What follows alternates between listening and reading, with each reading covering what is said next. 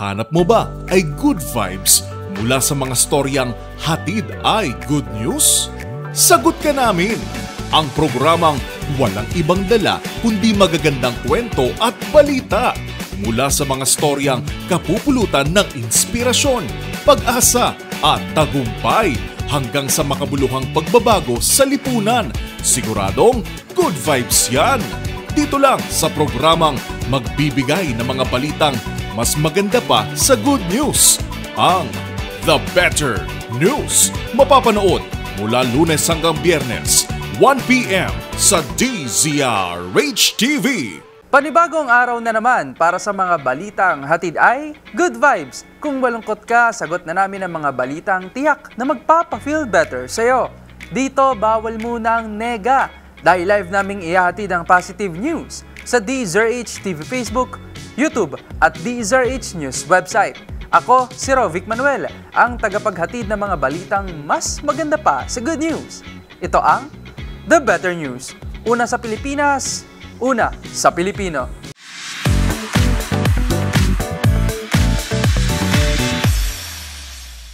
Itinaas ng Philippine Health Insurance Corporation o PhilHealth ang kanilang benefit package para sa severe dengue cases sa bansa. Ang mga detalye tinutukan ni Millie Borja. Itinaas ng Philippine Health Insurance Corporation o PhilHealth ang kanilang benefit package para sa mga severe dengue mula sa 16,000 pesos hanggang 47,000 pesos.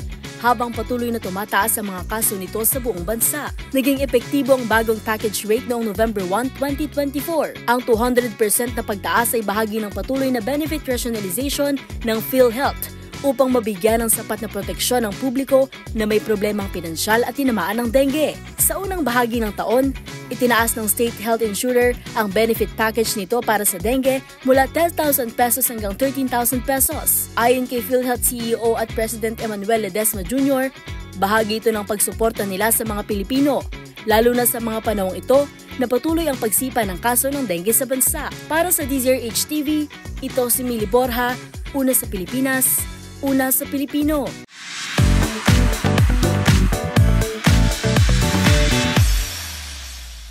Naglabas ng higit 100 bilyong pisong pondo ang Pag-ibig Fund para yan sa multipurpose at calamity loan sa Davao Region.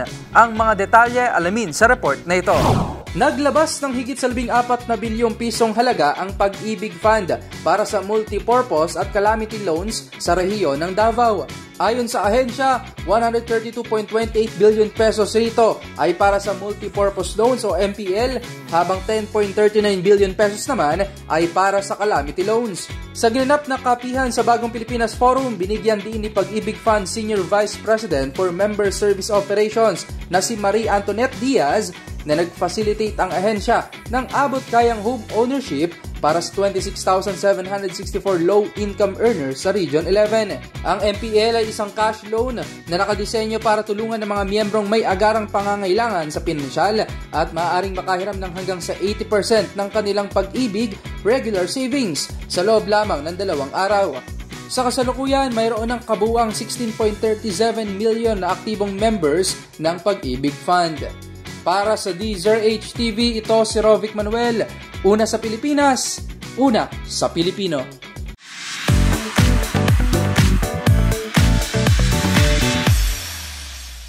Tumanggap ng 21 rescue boats ang lokal na pamahalaan ng Malabon City mula sa isang pribadong sektor.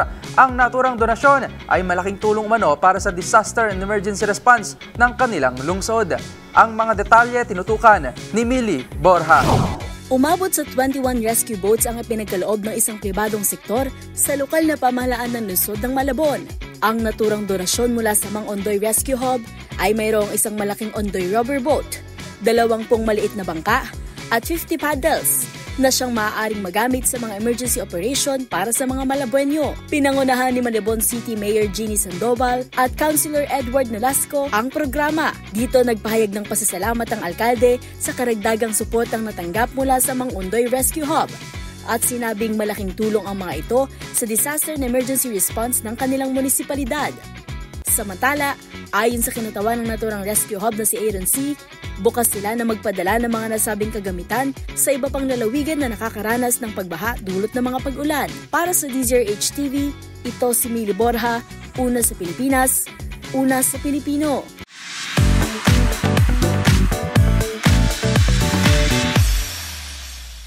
Sinigurado naman ng National Irrigation Administration on NIA na magiging sapat pa rin ang supply ng bigas sa merkado sa papalapit na Pasko sa kabilayan ng mga nagdaang kalamidad. Ang mga detalye sa balitang yan, alamin sa report na ito.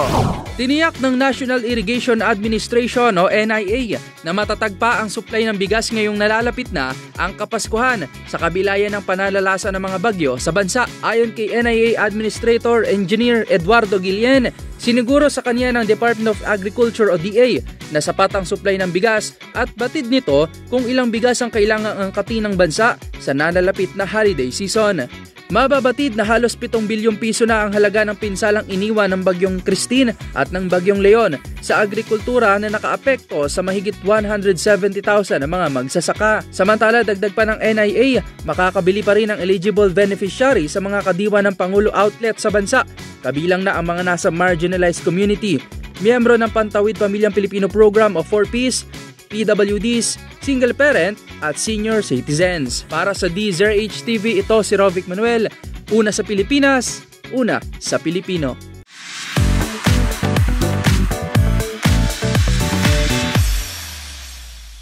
Ilalaan naman ang 1.6 billion pesos na pondo para sa pagpapalawak ng seaweed industry sa susunod na taon. Yan ang kinumpirma ng Department of Agriculture o DA. Bitbit ang layuning suportahan ng mga pagpapaunlad sa aquaculture sa Pilipinas. Ang mga detalye tutukan sa report ni Mili Borja. Maglalaan ng 1.6 billion pesos na pondo ang Department of Agriculture para mas mapalawak ang industriya ng seaweed sa Pilipinas sa susunod na taon. Ang naturang inisyatibo ay nakapaloob sa ilalim ng Enhanced Philippine Seaweed Development Program o EPSDP na ayon kay Agriculture Secretary Francisco Chu Laurel Jr. ay layong suportahan ang pagpapaunlad ng aquaculture kung saan seaweed ang key agricultural export. Ayon kay Secretary Laurel, sa datos ng Bureau of Fisheries and Aquatic Resources o BFOR, malaki ang potensyal ng seaweed farming sa bansa dahil mayroon itong 64,000 hektarya na maaaring magpalawak sa taunang produksyon sa halos 50%. Nakikita rin itong paraan para magbukas ng mas maraming trabaho at mapataas ang kita ng bansa sa foreign exchange. Kalahati sa nabanggit na pondo ay ilalaan sa pamamahagi ng mga kagamitan para sa seaweed farming, pagtatayo ng mga bagong nursery, at pagpapanatili ng kasalukuyang seaweed culture areas. Sasaklawin din na naturang budget ang pagtatayo ng mga warehouse, mechanical dryers, at food courts sa iba't ibang bahagi ng bansa. 10 milyong piso naman ang ilalaan sa 2 bioreactors na inaasahang makakagawa ng 4,100 metric tons na seaweed planting materials. Magugunitang sa datos ng Philippine Statistics Authority, nakalikha ng nasa 1.6 million metric tons na fresh seaweed ang bansa noong nakaraang taon, na siyang nagbunga ng 12.7 billion pesos na revenue.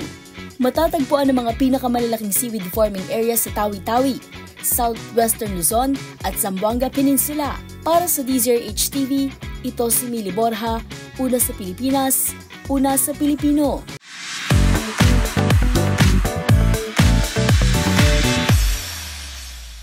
Namahagi ang National Housing Authority o NHA ng mga pabahay para sa mga pamilyang benepisyaryo na kabilang sa tribong Di Babawon sa Davao del Norte. Layon daw nito na mabigyan ng disenteng mga tahanan ang mga kababayan nating katutubo. Ang iba pang detalye tinutukan ni Angelica Cosme. Namahagi ang National Housing Authority o NHA ng mga pabahay para sa mga katutubong Di Babawon sa Davao del Norte. Ito raw ay bilang bahagi ng proyekto ng ahensya na Housing Assistance Program for Indigenous People na naglalayong pagkalooban ng disenteng tahanan ang mga residenteng katutubo sa nasabing lugar. Sa pangunguna ni NHA Region 11 Manager Engineer Clemente Dayot, ay ibinigay nito ang susi ng bahay sa mga pamilya bilang patunay ng kanilang pagmamay-ari.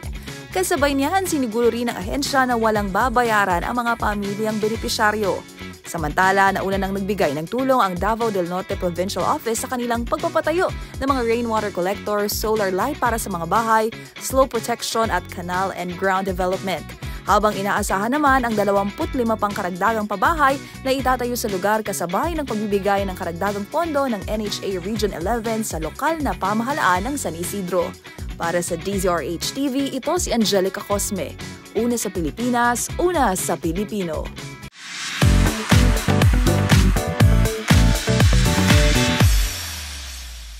Masaya namang inanunsyo ng Philippine Eagle Foundation o PEF ang bagong silang na Philippine Eaglet sa isang breeding sanctuary sa Davao City. Ito na ang kauna-unang successful hatching sa facility na tumagal ng 56 days ang incubation period. Ang iba pang detalye sa report ni Arnold Herrera. Matagumpay na na-hatch ang isang Philippine Eagle chick sa National Bird Breeding Sanctuary o NBBS sa Davao City na pinangalan ang chick number 30 ng Philippine Eagle Foundation o PEF. Ayon sa foundation, tumagal ng 56 na araw ang incubation period ni baby chick number 30 sa tulong na rin ng kanilang tinatawag na help out method. Sinabi ni PEF Conservation Breeding Expert at NBBS Facility Manager Domingo Tadena na ito ay isang kalkuladong hakbang para masiguro na hindi mamamatay ang eaglet sa suffocation. Nagmula si baby chick number 30 mula sa sperm ng Philippine Eagle na si Sinag habang nanggaling naman ang egg cell kay Pinpin na isang female eagle noong July hanggang sa mangitlog ito noong September 16. Dagdag ni Tadena, ito na ang kauna-unahang successful hatch sa naturang facility at pinatutunayan daw nito na kaya o may pag-asa na makonserve ang lahi ng itinuturing na national bird ng Pilipinas. Batay sa datos sa PEF, nananatiling critically endangered ang Philippine Eagle kung saan nasa 392 pairs na lamang ito sa wild dulot na rin ng illegal hunting at deforestation. Samantala, patuloy naman ang NBBS sa pagbibigay ng ligtas na lugar para kay chick number 30 para sa kanyang paglaki habang pagbibigay na rin sa oportunidad sa mga long-term survival ng mga agila. Para sa DZRH TV, ito si Arnold Herrera. Una sa Pilipinas, una sa Pilipino.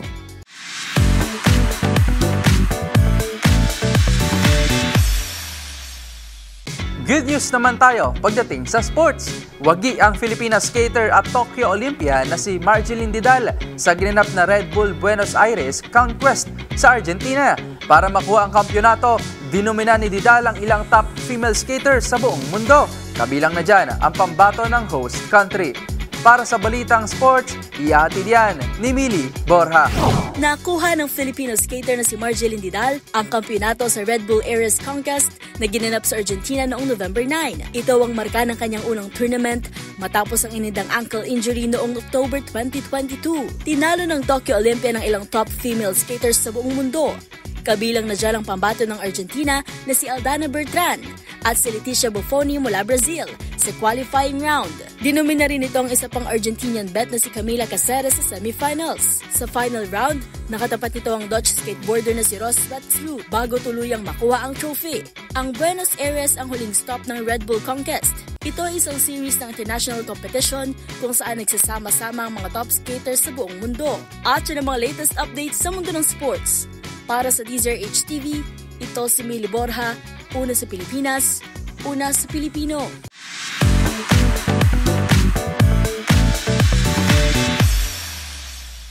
At syempre, the better news naman tayo sa mundo ng showbiz. Gabi ng lagim ng DZRH Drama, number 33 sa top podcast ng Spotify. Ang mga detalye panoorin sa report ng ating showbiz, Angel. Matapos simulang manakot mula ng maganapang crossover from radio to Spotify ng Gabi ng Lagim ng DZRH Drama noong Oktubre, humataw at pang number 33 na ito sa top podcast ng naturang streaming platform. Sa page ng DZRH Drama, agad itong nagpaabot ng pasalamat sa mga tagapakinig ng kanilang makapanindig balahibong mga kwento. Kabilang na riyan ang anak ng maligno, hiwaga sa lumang bahay, huling habilin, ang kabayo ni Cornelio, at ang kalalabas lang na 5th episode na pinamagatang Ang Manggagamot. Kamakailan nga lang idinaan ng DZRH Drama sa isang FB post ang celebration matapos pumalo sa 5,000 streams ang Gabi ng Lagim sa Spotify. Maaaring abangan ang mga bagong istorya ng kababalaghan at nakakakilabot na Tagalog Pinoy horror stories mula sa mga batikang radio drama actor ng DZRH tuwing Lunes, alas 6 ng gabi.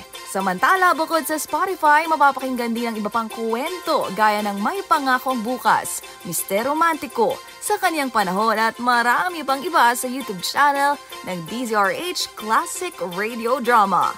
Para sa DZRH TV, ito pang yung Showbiz Angel, una sa Pilipinas, una sa Pilipino.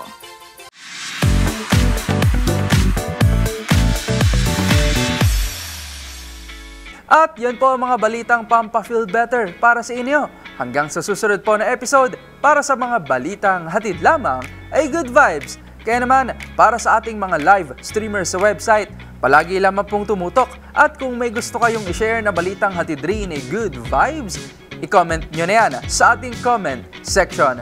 Tandaan, laging mas maganda ang mga araw. Laging mas maganda ang mood sa pagharap sa buhay. Kung alam mo ang The Better News. Para sa DZRH TV, ito si Rovic Manuel. Una sa Pilipinas, una sa Pilipino.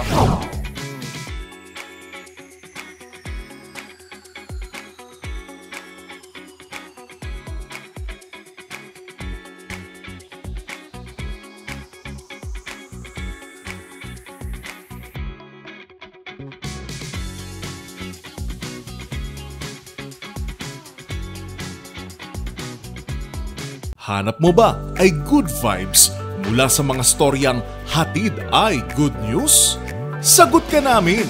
Ang programang walang ibang dala kundi magagandang kwento at balita mula sa mga storyang kapupulutan ng inspirasyon, pag-asa at tagumpay hanggang sa makabuluhang pagbabago sa lipunan.